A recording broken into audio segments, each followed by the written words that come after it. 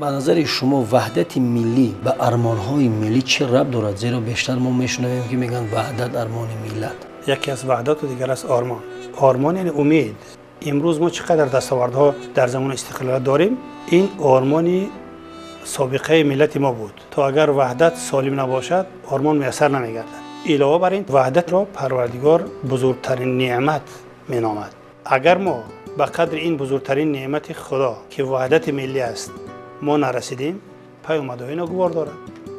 این خدا تاکید کرده است. بیش از 50 موضع قرآن ترغیب و تشویق و اتحاد و همبستگی میکند. خطاب‌های قرآنی که مثلا چنگ بزنید، صلح کنید، اصلاح کنید و پراکنده نشوید، تفریقه نکنید و متحد باشید، پرهیز کنید، همه همینا برای یک کلمه است، برای وحدت است که وحدت بین ما و شما سالم باشد. خب در همین زمینه خصوصیت وحدت آفری باید در دل مردم بیدار باشد. همیشه باید بیدار باشد. مثلا یک راهرو که ساعت 3 و 4 میخیزد یا از ساعت نیمه شب راه میروبد، این یک زمینه گذاری در وحدت ملی است. این وحدت آفر است. برای آسایش مردم پاکیزگی و نظافت رعایت میکند، یعنی یک سهم ارزنده در سالم نگهداری کیان وحدت ملی ما و شما گذاشته ایستاده است. به همین معنی هزارها تخصص، هزارها شخصیت. مثلا معلم آموزگار وقتی که از روی انصافش عمل میکند، با لقمه حلال و زحمت میکشد، دست روی دل مانده از روی وجدانش کار میکند، این وحدت آفر است.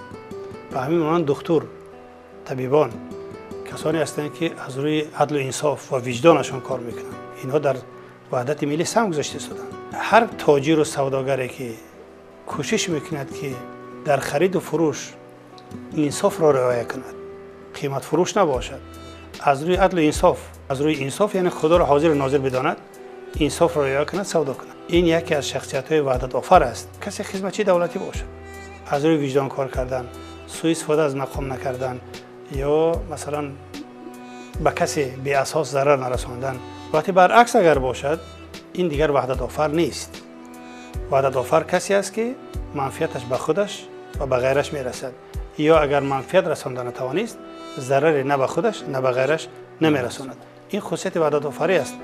و این دولت و ملت، چون گفتیم که دو طرف یک تنگه هستند، دولت با تکیه در ملت، یک جای وحدت ملت، وحدت ملی که به وجود می آید، تمام آرمان‌هایی که حتی 100 ساله و 1000 ساله آینده که باشد به وحدت ملی ما و شما وابسته است. وحدت میتونه آنها را میسر بگرداند.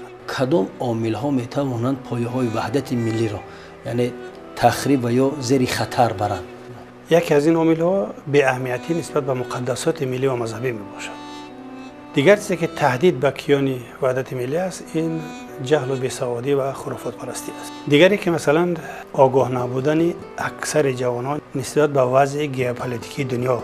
نقطه دیگر بحران جهان شوی است. خب جهت سالم نگهداری وحدت ملی باید خودشناسی ملی همیشه در سطح عالی به راه مانده شود. نقطه دیگر سالم نگهداری فضای معنوی است. همین سالم نگهداری فضای معنوی یکی از عامل‌های اساسی تحکیم وحدت ملی میباشد.